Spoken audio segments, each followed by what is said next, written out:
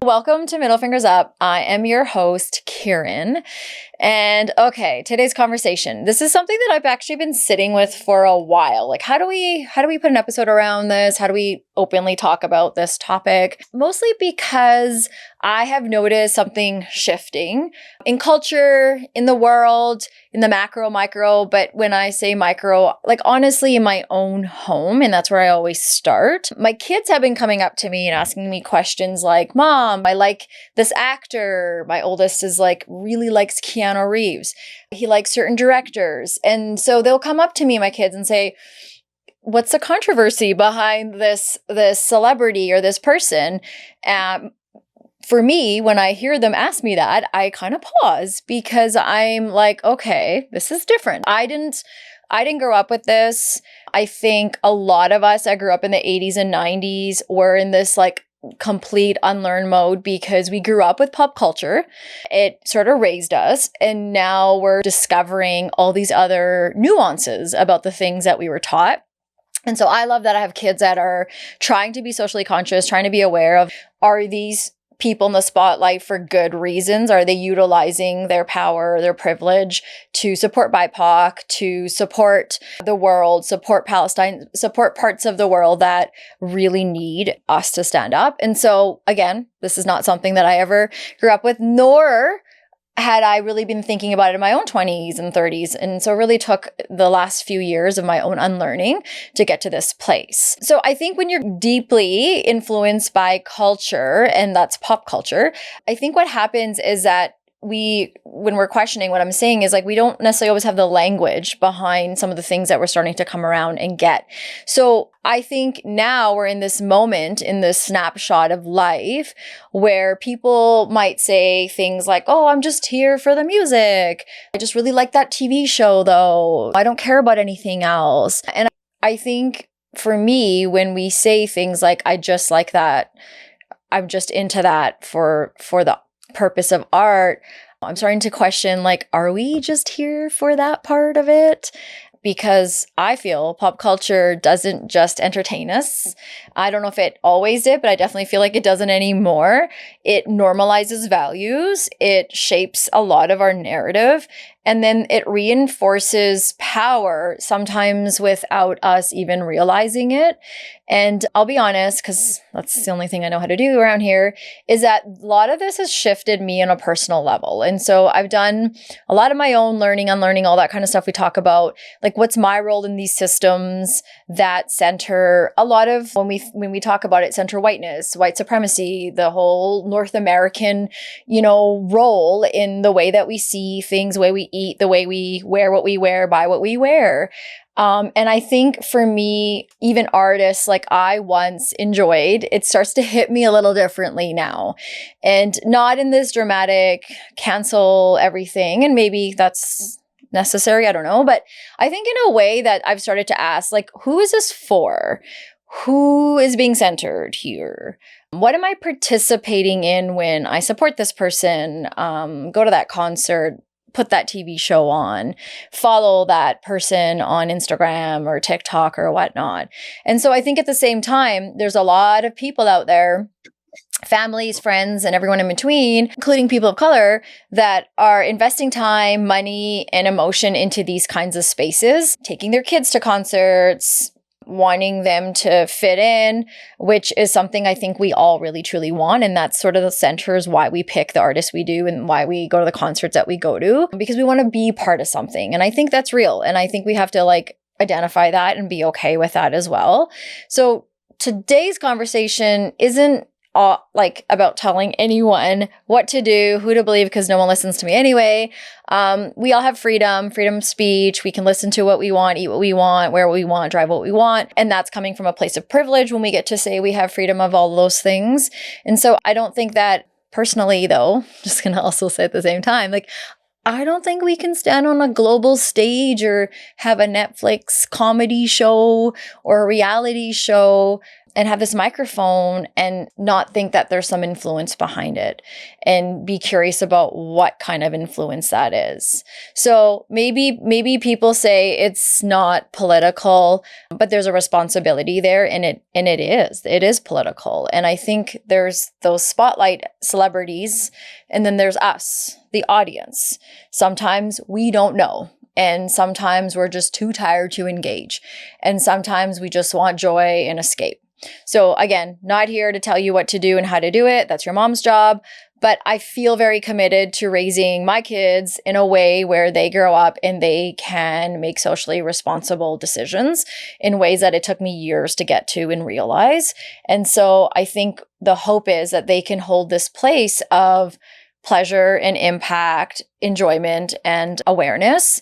And I think there's a privilege in being able to not think about these things. So when we think of pop culture, personally, I feel it's often like the back door to the politics that are occurring in our everyday decisions and everyday lives. So even when we think we're avoiding it, even when we're like, I just don't follow what's going on around the world, chances are you are following what's going on because you're listening to a certain artist, you're watching a podcast, you're part of the LIB crew and everything in between. So that is what we are going to talk about today, this conversation I've been sitting with. So today's guest has been patiently waiting as I go on and on. So I'm unpacking some of this stuff with Allie. And I met Allie through the way we all meet nowadays, the socials. And you can find her on Instagram, TikTok. Her handle is at Reality with Allie. She has a really, really interesting platform of lots of real life conversations with the people that we put on pedestals every day. And so I'm curious how she got there, what her thoughts around this are. And so, Allie, welcome. So excited to have you today. Thank you. Thanks so much for the intro and for having me today, Kieran. I'm excited to have this conversation with you. And yeah, I mean, the intersection of pop culture and politics, how one can separate that is something we'll get into, and something I don't think is actually possible. But even though people would like to think that it's, two separate things. But yeah, so basically I started posting on social media almost 2 years ago. In May, it'll be 2 years. I had been an active scroller on TikTok, started during the lockdown, like a lot of us did. And then I was like, you know what? Like, I'm tired of just consuming content. I need to be posting. And so, I mean, I've always been an avid consumer of reality television. And I say consumer for a reason because, like, I'm a fan of the genre when it comes to reality television, but I'm not necessarily a fan of the people on these shows, right? Like, I'm kind of like a hater when it comes to the people. And so, I've it's watched like a weird with, like, social experiment though, right? When you're watching, yeah. like, it's like, yeah, exactly. I mean, research. Yeah, it's like sociology and Yeah. like anthropology. You're Yeah. just like studying these people. And that's like the interesting part of reality TV to me. So anyway, I'm consuming reality TV and consuming social media. And then I just started posting like my opinions on things, and it started non-political. And then as the US election inched closer and closer, so at the end of 2024 is when I started digging into the politics of some of these people, like especially the Real Housewives casts. And so that's how it started. And at the time, it was pre-election, so I was like all excited and thinking like that there was no way in hell that Trump was going to win the election. And so it was like fun to dig in and like see who these people were, and I was in like a happier, lighter place. And then the election happened, and worst case scenario became a reality again. It was like fucking. Can we swear? Is that okay? Fuck yeah, we can. Okay. Oh, obviously, middle fingers up. Hello. And so election came and went, and then and also that's kind of when my like channel blew up, like started to blow up Hmm. because everybody was interested in really understanding where these people stood. People started to really find it important, be in the same way that I find it important to look into these things, because ultimately we're putting money in these people's pockets. I think you can't separate pop culture and politics, especially if you are engaging with these pop culture icons, whether it be like just anybody who's a public figure. Mm-hmm. You know, because ultimately your engagement, your follow, your viewership does end up putting money in their pocket. And the question is, where are they spending their money? And what causes are they spending their money on? Or what candidates are they funding? You know what I mean? Like maybe people aren't necessarily as engaged politically, like publicly, but who knows what they're doing behind closed doors. So anywho, Yeah. that's kind of the trajectory of my existence on social media in the past couple of years. So it's ebbed and flowed as but like I've only become angrier just with I hear you, the state of sister. the world. I like think about how I wonder how I would have been approaching things had things gone differently Yeah. in 2024. People probably think I'm such a negative person, but it's like, well, shit, what is there to really like, yes, I have a pretty great life. I'm speaking of privilege, I have a lot of privilege. And then as a white person, I feel like it's a part, like I have a duty to speak about that privilege and make sure that we're having these conversations. So yeah, that's kind of the long and short of my social media presence.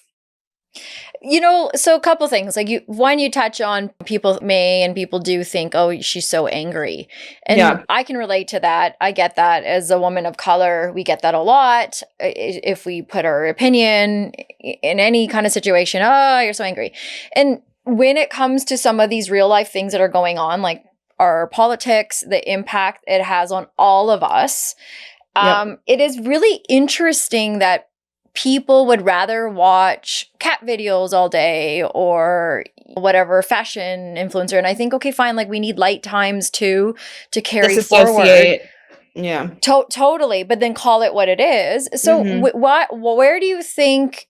Even you said like maybe I'm they think I'm negative or whatever. Like, how is it that that's what it comes down to? Is that you're negative when you're kind of painting the picture of what's happening? Like this is people Yeah. are living this in real time.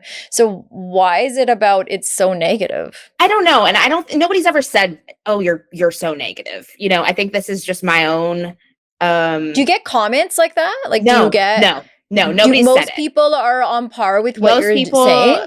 I've been able to curate a very supportive following. Like Yeah, I yeah. very rarely end up on the wrong sides of the internet, which is a blessing and a curse because I'm like, it's a lot of yes men around me who are like, yeah, yeah, I Yeah, think I yeah, think it's my own, not insecurity or just like maybe I should be like a little bit more positive, but it's like, who the fuck can be positive right yeah, now? Like, I don't yeah, know. I'm just being real. I guess what I question is like, am I helping improve things? You know what I mean? Like, am yeah, I making the world a better place?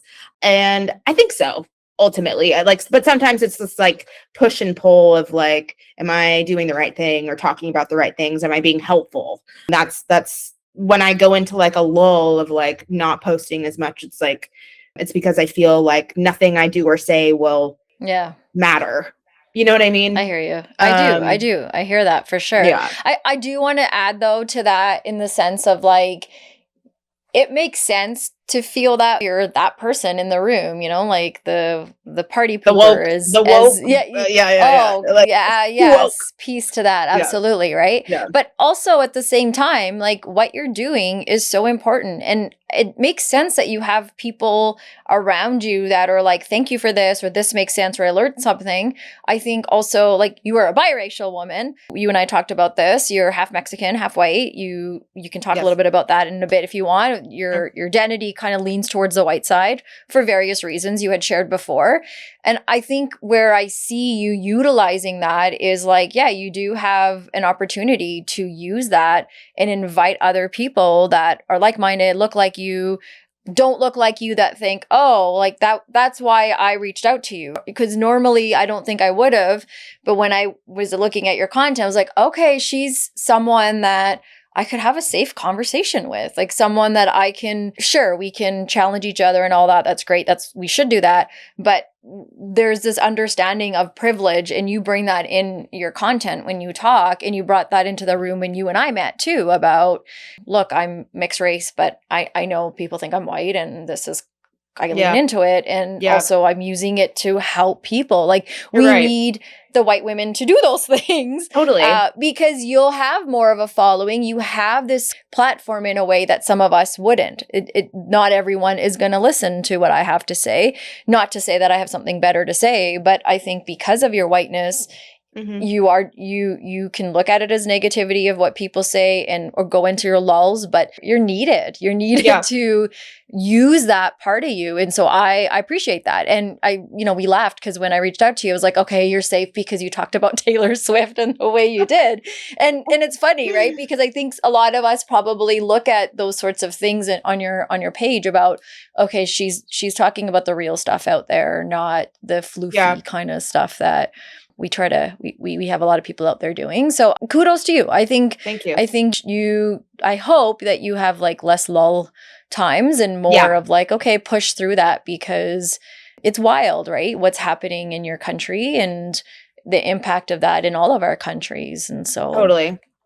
And to speak to like my own privilege and sorry, more of my background, my actual background. Let's talk a little bit about you. That's great. So I'm from the Bay Area. So from like about an hour south of San Francisco, from a very, very privileged town in the Bay called Los Gatos, or Los Gatos is how you would pronounce it in Spanish, but everybody there calls it Los Gatos. Just to give you a little, I feel it helps to understand. I'm picking up what you're putting down. Yes. Yeah. So my mom is from Mexico City. My dad, white Jewish American from LA. They met in the Bay Area, and that's where my sisters and I were raised. But yeah, being born in this like bubble of a town where I am white. Like I wouldn't even call myself white passing. Like I like just exist as a white person in the world. I mean, like, yes, I identify very closely, and like I really hold my Mexican heritage close to my heart and identity. Like I've spent a lot of summers in Mexico. I speak decent Spanish. Now I'm learning Portuguese and I'm like losing my Spanish, but because I live in Lisbon in Portugal, but which my mom was not. But mom was like, why aren't you moving to Spain? Like, Fair. But anyway, that's an aside. But yeah, so growing up in Los Gatos, and also I'm Jewish.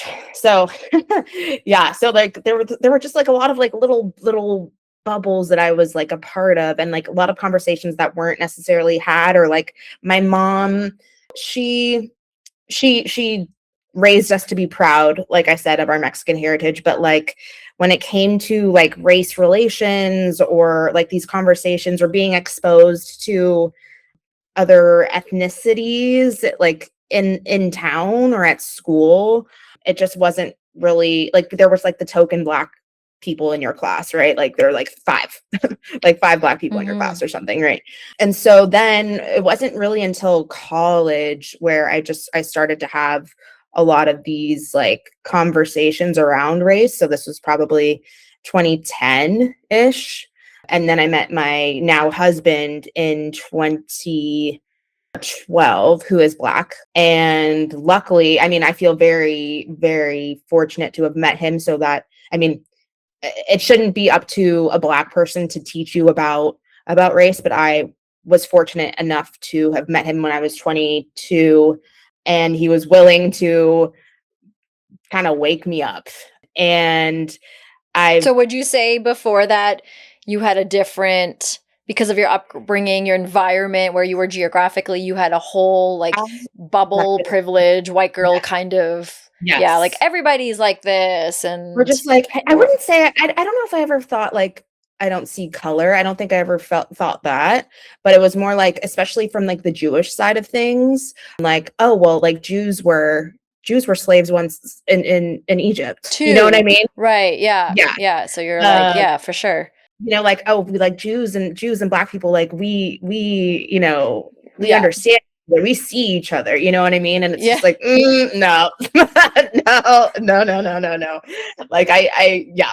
So I So was then you able meet to, him and he yeah, like gives you, and he good just, for him to meet you and also like understand his context too, because he not assimilated Black kid who's like as well, because I yeah, met my white husband at 20 and I was a very white brown girl, so mhm, he didn't necessarily get that kind of support in the way that you're getting from your husband as yeah, you're meeting. So okay, so you meet him and yeah. he's willing to give you He's some willing to help me classes. unlearn things and see Yeah. things differently and be a true ally. I mean, it's I think it's a lifelong something that that never stops, like Yes. true allyship and like also checking your own biases. I mean, it's not something that ever like little things that like, I don't know, somebody passes you and you like hold your bag tighter, like check yourself. Like that's something that like continuously happens, even if you're like, if you're aware of it or don't want to be that person. It's just something that's kind of these unconscious things that go on. Mm-hmm. So anyway, luckily he helped me really really work on my like white fragility and really understand my privilege. And Was that hard for you? Like yes, when at first. yeah?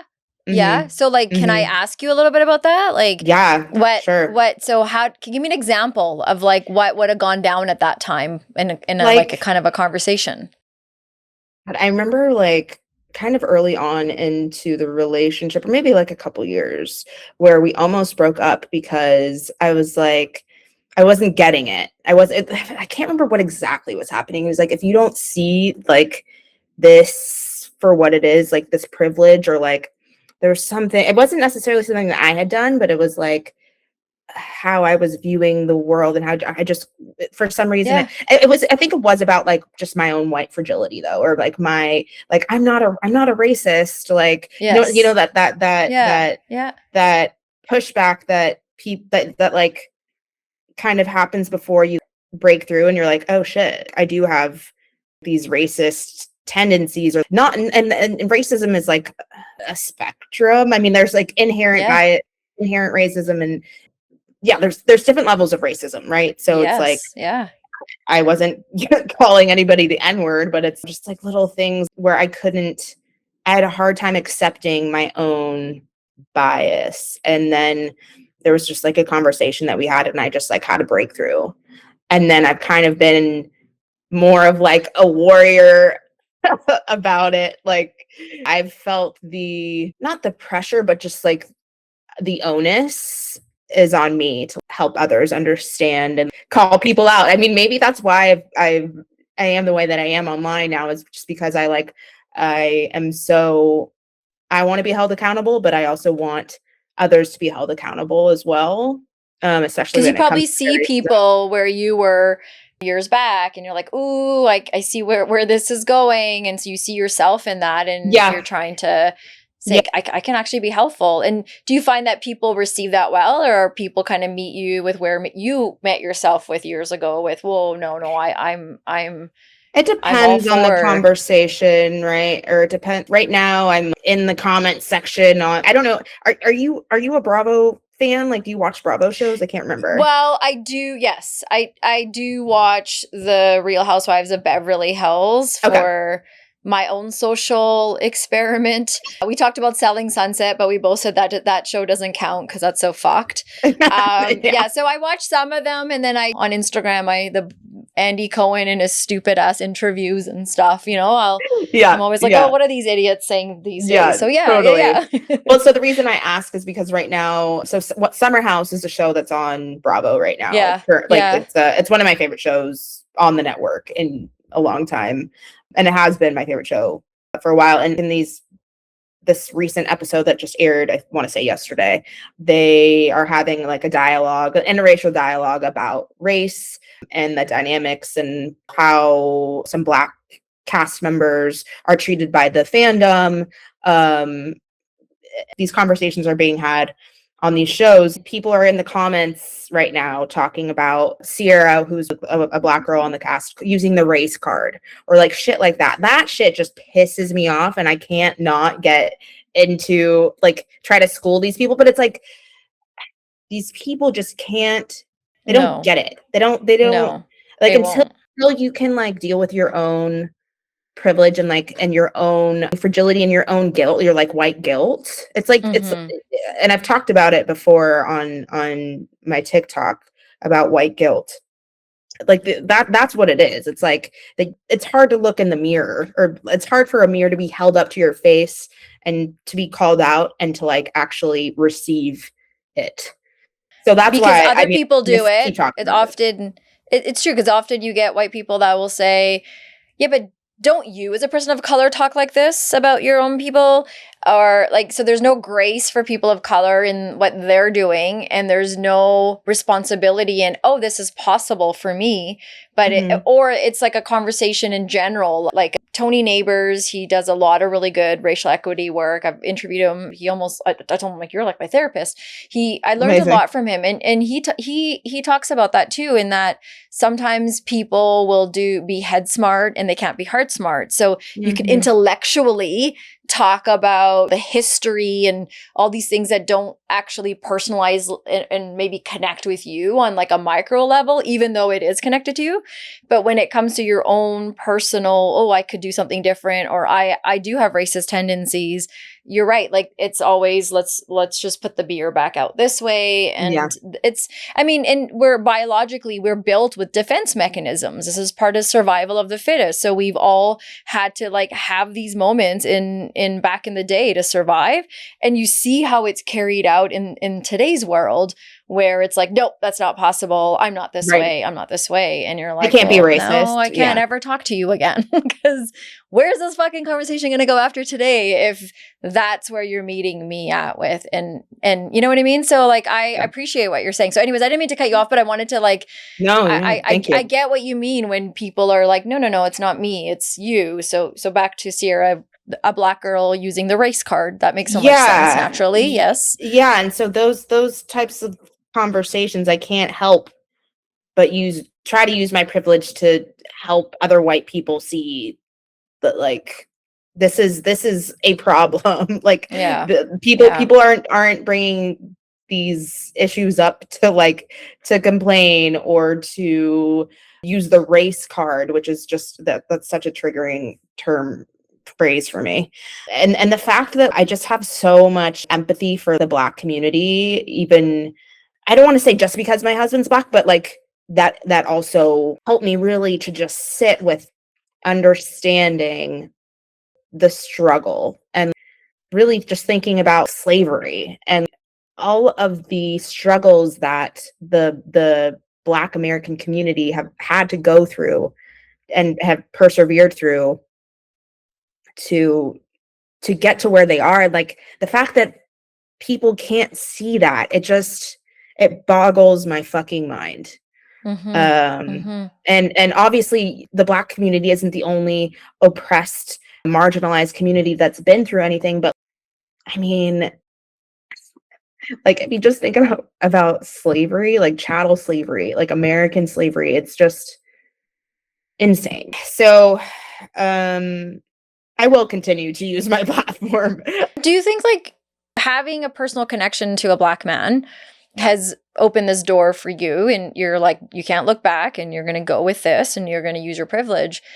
So not everyone's going to be in that position where they're going to have a personal relationship. And if they do, I'm just going to throw this in there too. Like, I have been that token best friend to a lot of white people. And because I assimilated so hard, I was that one that gave them whatever information they wanted so that they can go to other people and be like, oh, my brown friend said this is okay. I also didn't know how to show up for myself and my people either. And so I think there's like all these different layers in this. And so for people out there that aren't personally connected to a Black person, Indigenous person of color, where can they truly bring that mirror back? Like, how can they start to be okay to go through those defense mechanisms of like, okay, I got to start with me. And yeah, it's true. I do have racist tendencies. Like, that's just the world centers and orbits around whiteness.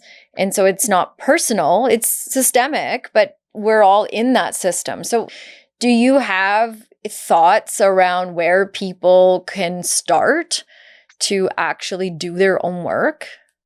Yeah. And I was hesitant to like admit or say that like it's because I have a Black partner that I'm so that I'm so like passionate about this. And I hope, I want to believe that I still would have gotten to this place regardless. But so if you do want to do the work, I would recommend, there is a book called White Fragility, which I think it was going viral like during Black Lives Matter and COVID. Like, I highly recommend reading that book. And I think there's also another book, I want to say it's like called something about white guilt. So both of those books are good places to start.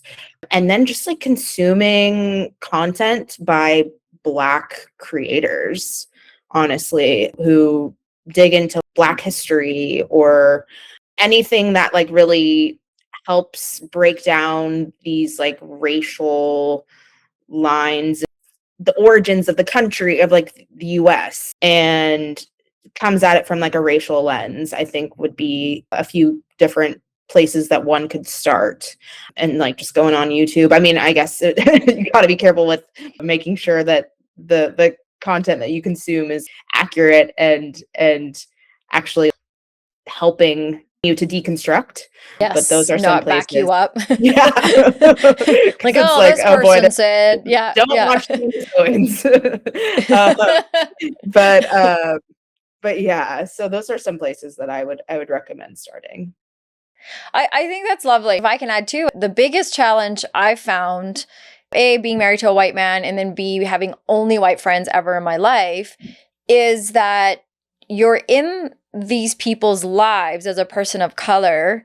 And I don't know if your husband feels this way or even parts of you feel this way, but sometimes it's like your own experience isn't data enough. And so then again, a lot of white people will go to, and it's like a lot of people will do this, then they will go to that head smart of, well, like 60% of people say.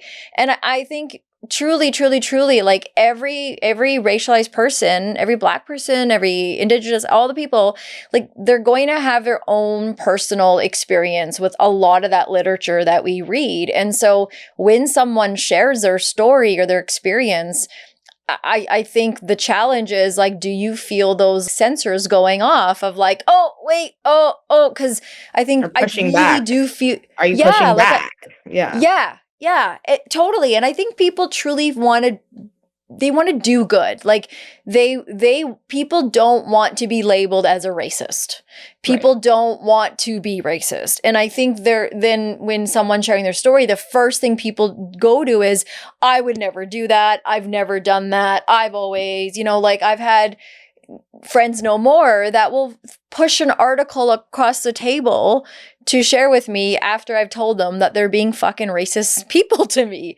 And they're like, well, you seem angry, read this. And so I think when you as a white person think that you've done it, I think that's the trick in itself, is like, no, you haven't. Let's go back to like chapter 1, because as you said earlier, this is a lifelong thing. Like we're just like, if I'm unpacking internal racism and it's going to be for the rest of my life, like then everyone else that's not of color also has a lifelong journey too. And so it always comes down to what's in it for me. And I think even when we go back to pop culture and what you talk about, it's again separating that art from the artist. And you mentioned like that's not possible. So maybe we can go and talk a little bit about that. Yeah. Yeah. Yeah, Yeah. we absolutely can. And it's like, I mean, just Did you want to add separating the something art. else there? No, like, but Okay. Okay. okay. So when you said you can't separate the art from the artist, I thought about Beyonce. Oh my gosh, she's in my notes. Good. Let's do that. I have some Um, feedback too, but let's talk about her. Okay. and I'm like curious that's why about I what you had have to that say. that's why I had that reaction because can I say because I've loved Me Beyonce too. Yes. for decades, right? I am Yes. Beehive, but it's like she's a billionaire over Yes. everything else, and it's just like if I'm calling out Taylor Swift for being a billionaire, and I mean, obviously Taylor Swift is just like I can't stand her, but um, but if I'm calling Taylor Swift out for being a billionaire and really not doing much to give back or help improve, like she doesn't use her platform for good. How Yeah. I Yeah. mean, she has maybe in the past, or she like She's a in cult. She's a Kamala. cult. What she makes people do before they go to her concert, What that do should they be the do? message. And it's like The dressing a certain bracelets. way, the bracelets. It's like Yeah,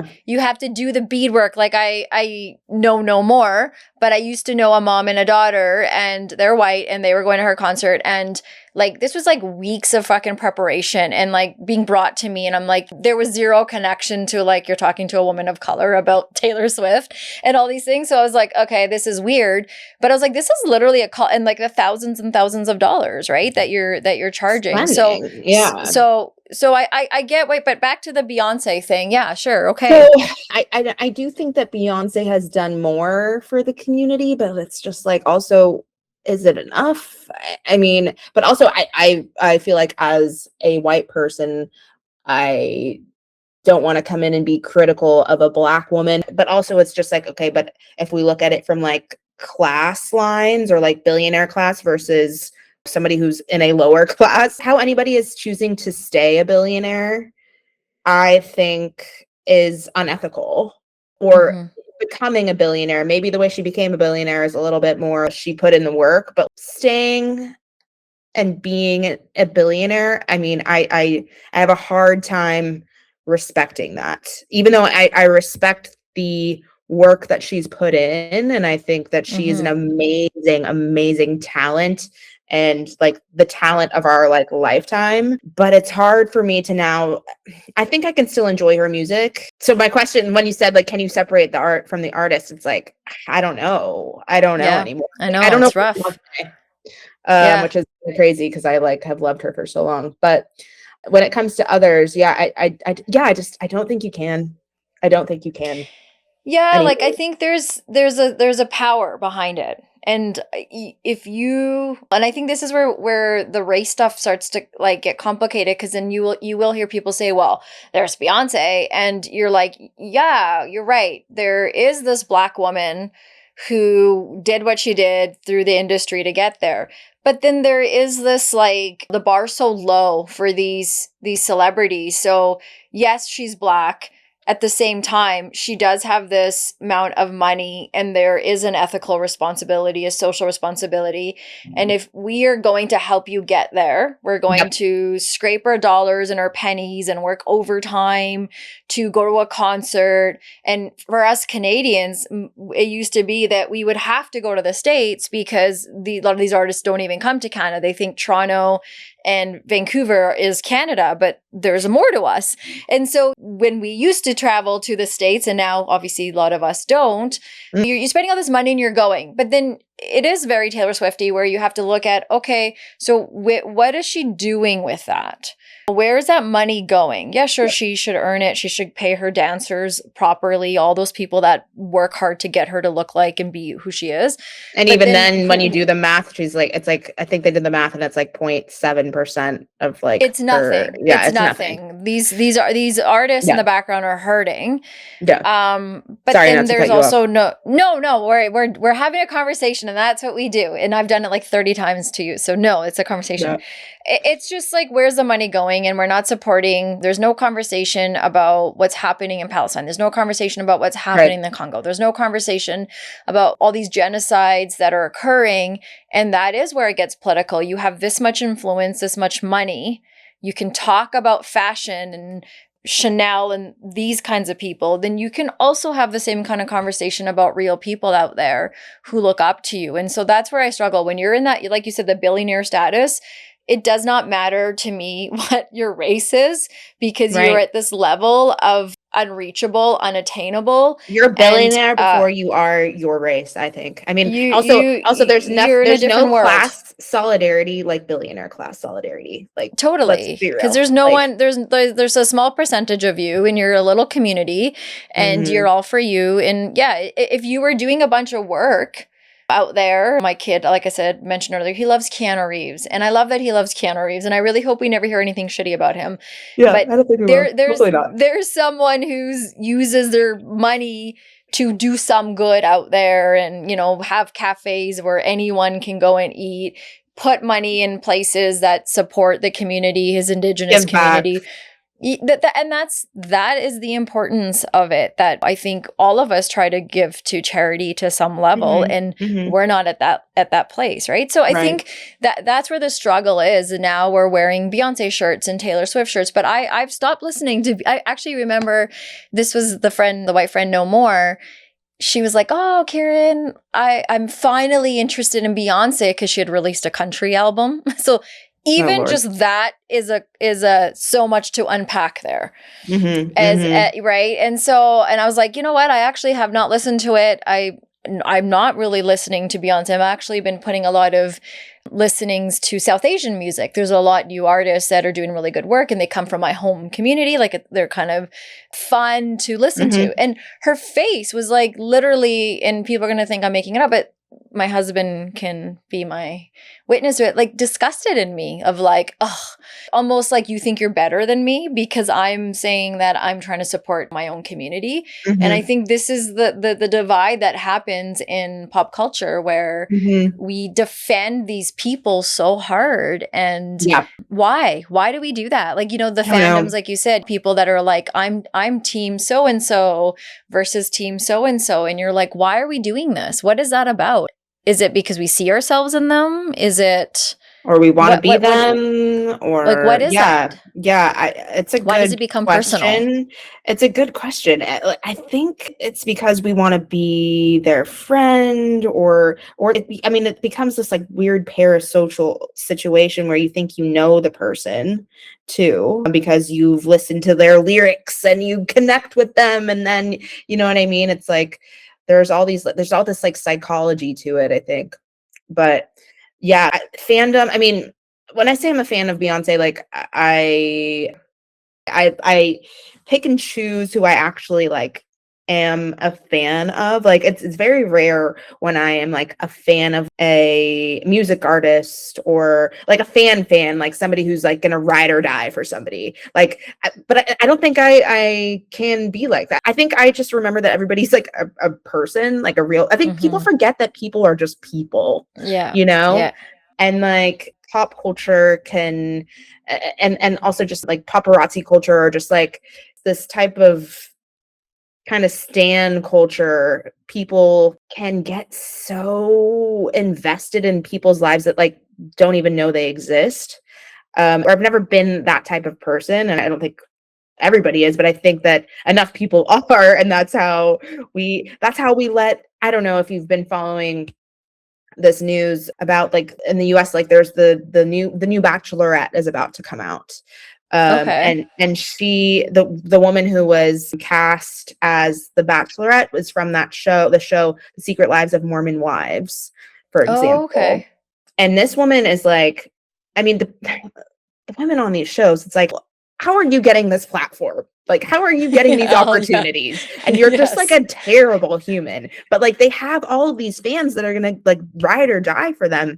And I don't get it. Like, I am very much anti like celebrity worship. At the end of the day, everybody's just a person. And I do try to also remember that when I'm critiquing somebody, but it's like, if I know that they're not, if in my opinion, they have the platform to be doing more, or the privilege to be helpful in any cause, and they're not using it, it just really puts a bad taste in my mouth. And I am going to continue to call it out when I see it, and Yeah. especially if Yeah. people are like supporting the Trump administration. I mean, like, you can't be a good person and support this administration. So I think we have to be very picky about who we choose to, like, we give people their platforms and we can easily take them away. And I think people need to remember that. Yeah, Um, that's exactly it. I not worshiping celebrities, and I wasn't that way years ago. You grow up with posters on your walls and you yeah. want to be these people and all this stuff. And then when you start to do some of this work, as we've been talking, you can't go back and you're like, wait a minute, these are humans, and fine, they can make mistakes. But Hmm. again, it's like, to me, they're using their privilege, as they say to Spider-Man, with great responsibility comes power. With power comes great responsibility, however that goes. Yeah, something like that. Sorry. And I think it's the same with celebrities. They are looked at as superheroes on many levels. And Yeah. so there has to be a way to use that for good. And, but then what is good? Because people will argue that you can be part of the Trump administration and be good. People see what they see. So then we're like, are Mm. you, I'm with you. Like Yeah.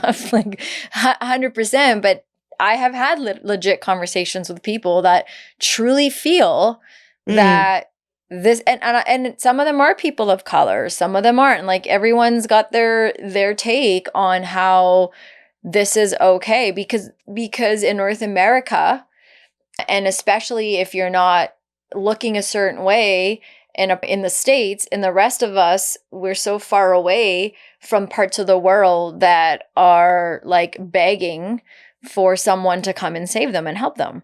And so we Mm. sit here and we, buy the car, buy the labels, do these things. And so it's like, my husband and I were talking about this last night. We're like, okay, where's the line? Like, Mm. I there are certain coffee places like Starbucks and places like that. Some of us Yeah. have started to boycott Right. Target. And Right. there's all these kinds of things that you do what you can. And then it's like, to what end? To what Yeah. end? To what end? So there's always this challenge of like, how do I go to bed at the end of the day not feeling guilty that Yeah. like, as you said earlier, I want to be a good person. I want to do good. And so, yet these people with these platforms sleep with both eyes closed every day. And that some of them are terrible people. Yep. When we watch The Real Housewives, Terrible and people. it's like, this is what you are arguing about. And people love this. I know. People care for this. They care about what you're wearing, who you're wearing, couture And this and that. and I think I think you can continue to care about that, but then it's about holding space for multiple things. Like a comment that I get from like trolls a lot is just like, there are more important things happening in the world. And it's like, yeah, well aware. I think we could be we could have the ability to comment on a reality TV show when it doesn't have to do with politics or something that's like in uh, in current happening in current events. But then it's also just like being mindful. I mean, I think as long as you're aware and doing something, I mean, whether it's like you said, boycotting Amazon or Starbucks, as you said, it's like not everybody Amazon's has to there too. be, yeah, like not everybody has to be like posting videos online, but it's like if you have somewhat of a platform, I do think people have a responsibility to be speaking up for the people that they care about. Mhm. And it doesn't necessarily need to be about everything. It's like, okay, well, do you care about like women's rights? Do you care about the LGBTQIA plus community? I mean, hopefully you care about everything, or hopefully you care about all people. But like, yes, it can feel overwhelming to be able to like comment on everything. And I don't think you have to, but it's say something, Yeah. or Yeah. and I'm not talking about like everybody, but I'm talking about people with a decent sized platform. Yeah. Yeah, but if you don't have that, I think like there are little things that you can do to feel like you do care. Like I said, like the boycotting of different businesses, or what have you. So Totally. And where it comes into our personal lives is we will talk to people that we care about that may not see eye to eye and may support a cause that or a person or a label or something that's Mhm. actually damaging. And I think sometimes it's hard to not do the canceling thing of like, I can't be around you, I can't talk to you. And I think we all Yeah. have different ways of handling it. But I've been trying to look at it. I'm like, okay, going back to the beginning of this conversation, my kids, they come to me and they ask me about Mhm. these controversies and who's supporting what, that hopefully they can build their own critical thinking and not have Yeah. to ask me and say, okay, I will not follow this director because of these reasons. And Mhm. at the same time, I think of it as, okay, when my kids say they like a certain, let's say, director, like, I'm not shaming them.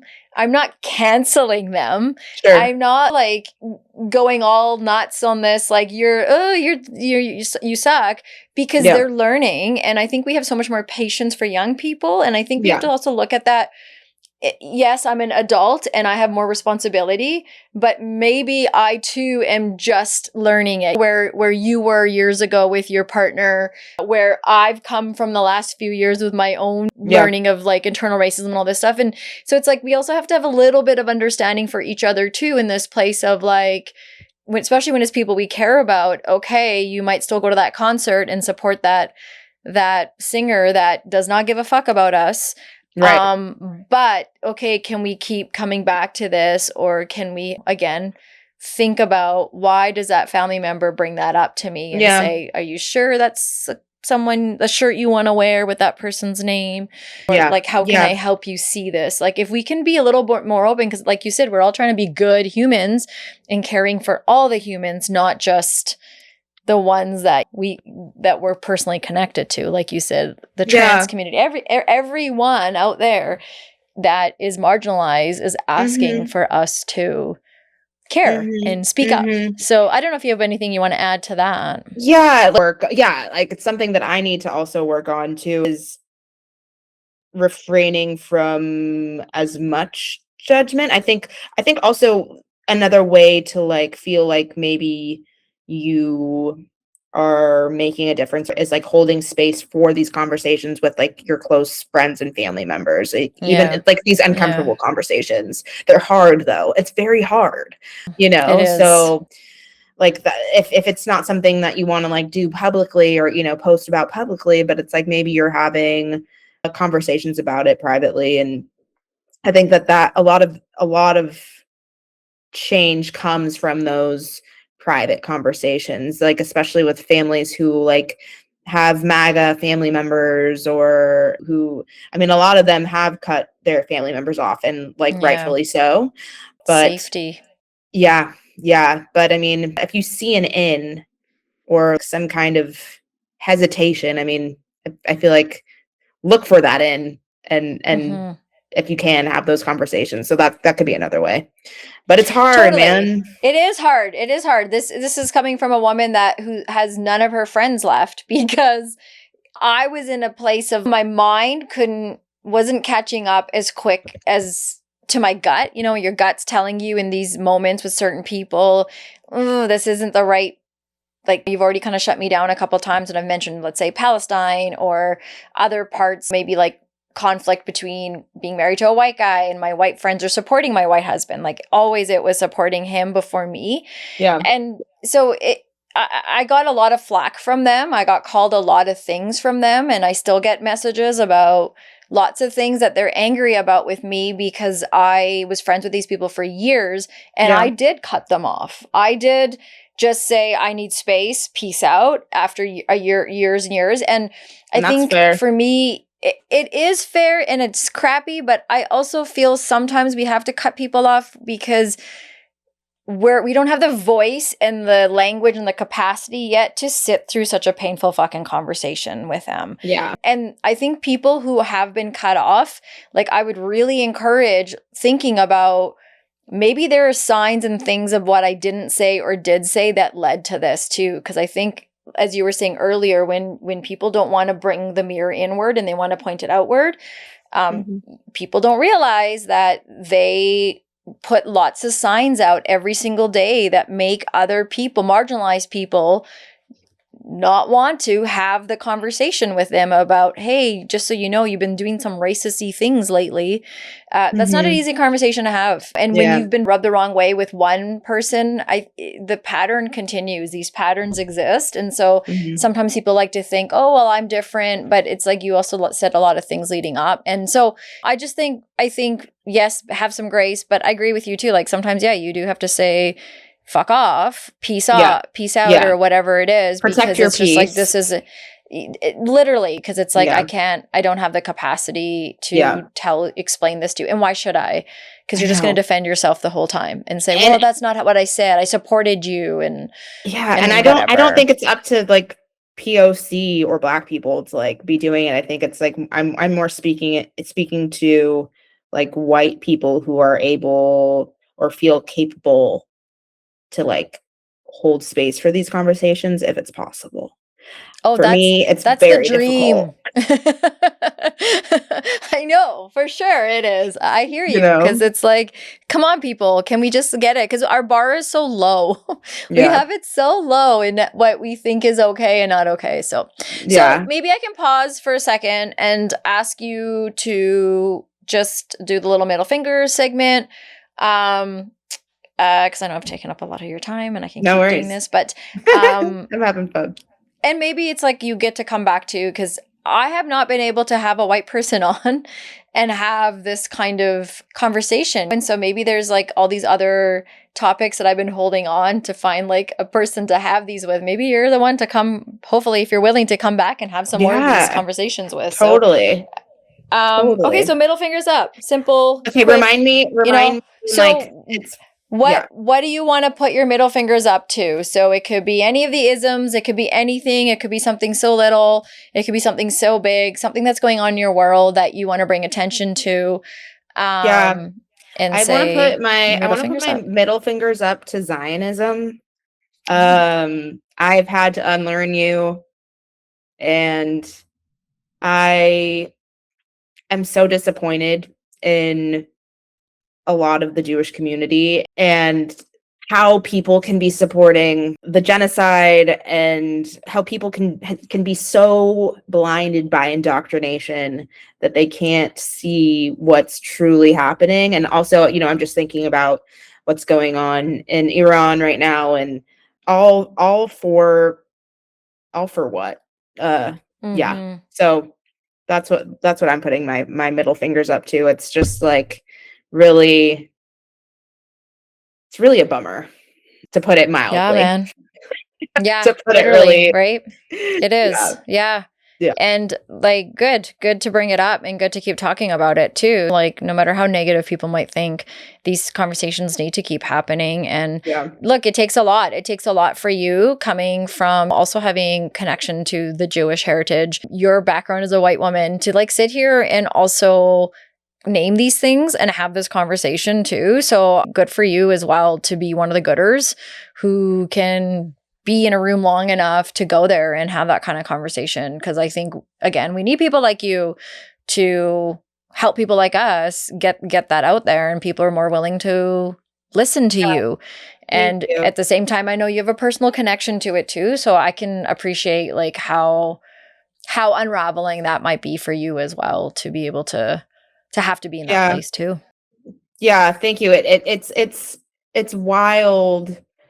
It's wild, like how unsafe you realize, like once you do that like unlearning and you realize what's happening, it's wild how unsafe that like Zionism makes Jews all over the world. The actions of Israel are making us less safe as a Jewish community. And I just hope that people can get to a point where they can separate their Jewish identity or their Jewish, like the Jewish religion, from Zionism. And I'm talking about the Jews who still kind of conflate the two, and other people who conflate the two. Hopefully they can see that there's a difference there too.